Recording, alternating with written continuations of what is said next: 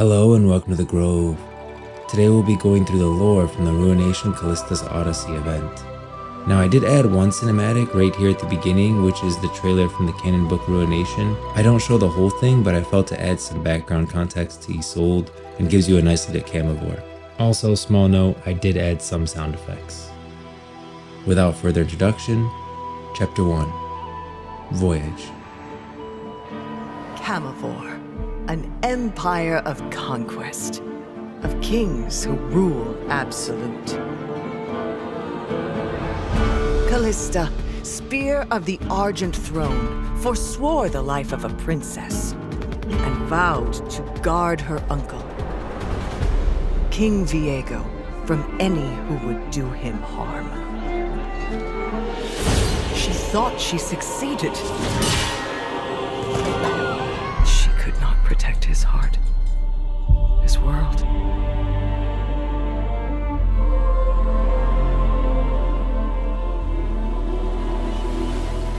Now she searches for a cure in places of myth and legend. She is not prepared for the darkness she'll bind. Chapter 1, Part 1, A Redemption, So Elusive. Kalista, the Spear of the Argent Throne, Princess of Camivore, will set off on a sea voyage to the legendary Blessed Isles the next day in search of a chance to save her beloved friend, Isolde, the queen who was a victim of an assassination attempt. The voyage sounds nothing but preposterous to Kalista. Should she not be convincing Viego to face reality and to guide him, like what her grandfather had bade her before passing instead? Can redemption truly be found in the Blessed Isles? Is it worth it to leave behind everything that she holds dear to pursue something that may not even exist? Chapter 1, Part 2, The Night of Silent Roses.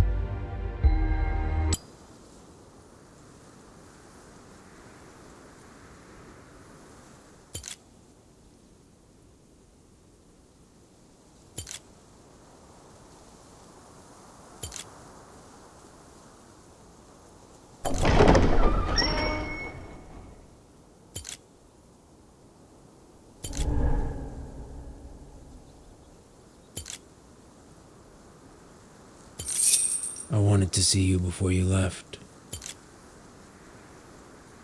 Kalista, I'm sorry, Ledros. I can't.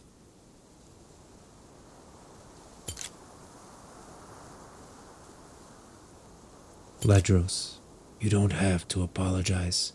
I am a soldier. Duty is something I understand. You're a princess of royal blood, and yet you're a slave to duty as much as I. Be safe, Kalista. My heart is with you, now and always.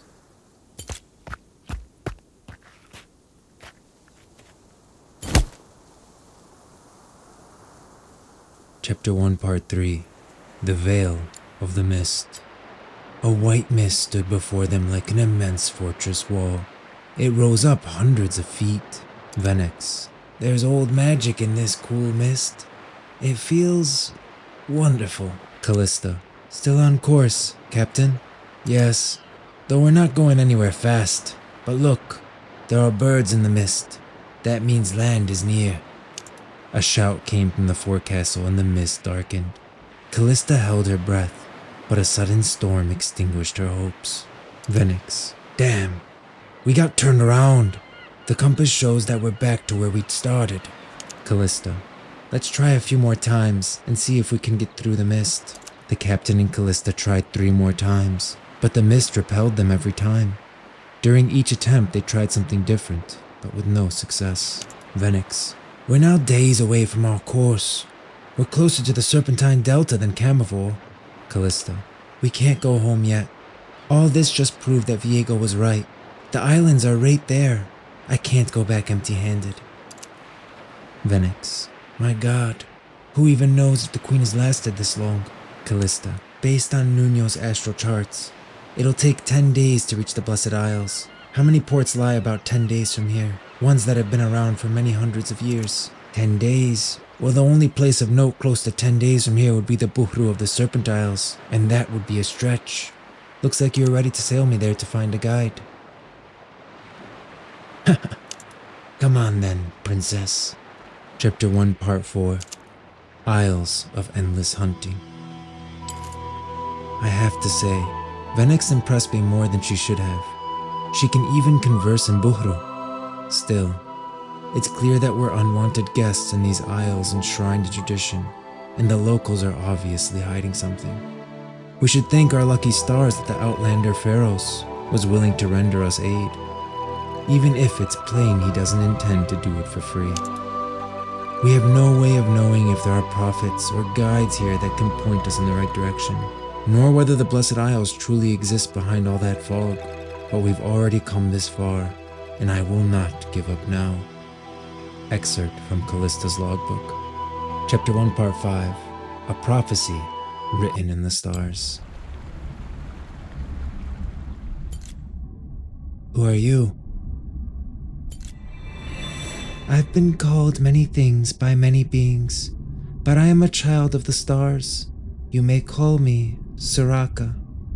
I've been waiting for you, Kalista of Camavor. Soraka, the Star Child. How did you know to expect me, and how do you know my name? I don't believe these are the questions you came all this way to ask, but I'll answer them nonetheless. The answers to both questions are the same. The stars told me. If you speak the truth, then you should already know why I'm here. I know why you came, but you could still ask.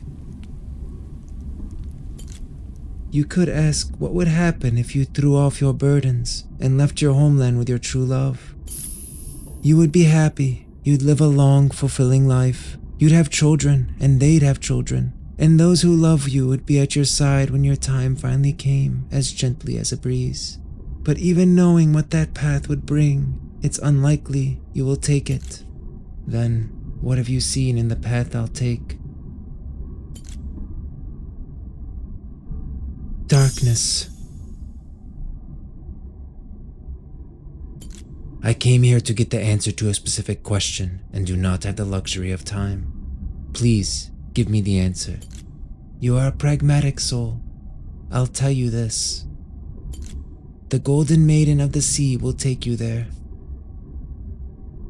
I can say no more.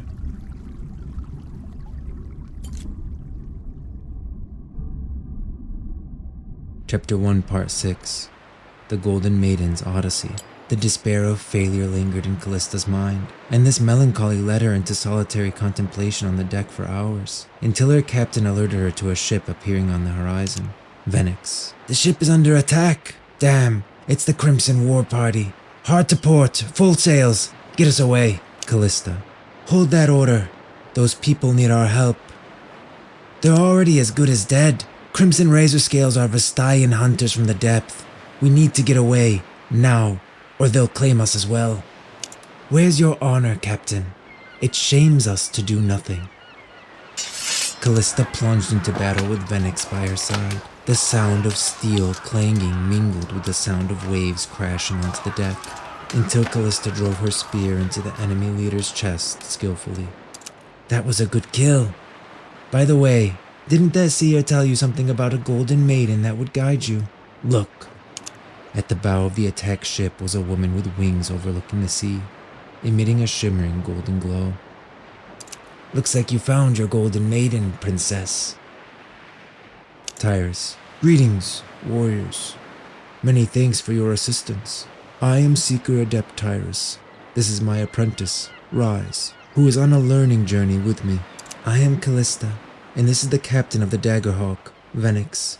To be frank with you, Master Tyrus, we're on a quest to find the Blessed Isles.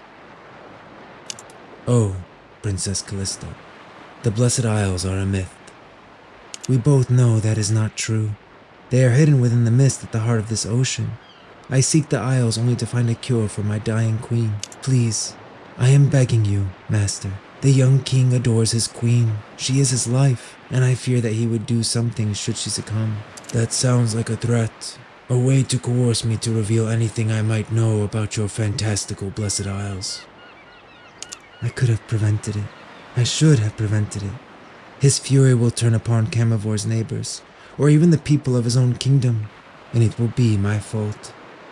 Coming upon you was no accident. A single-horned seer told me that it was written in the heavens that the Golden Maiden of the Seas would lead me to the Isles. That has to be your ship. A single-horned seer? The Star Child? You say you've actually met her? I did, and it was her guidance that led me to you. I swear on the ancestors I will never reveal the truth of the Isles. Imprison me forever if that's what you need to do. But please, if there is any way your scholars can help, do not deny me. I cannot make any promises, but I believe your heart is true. I will take you there.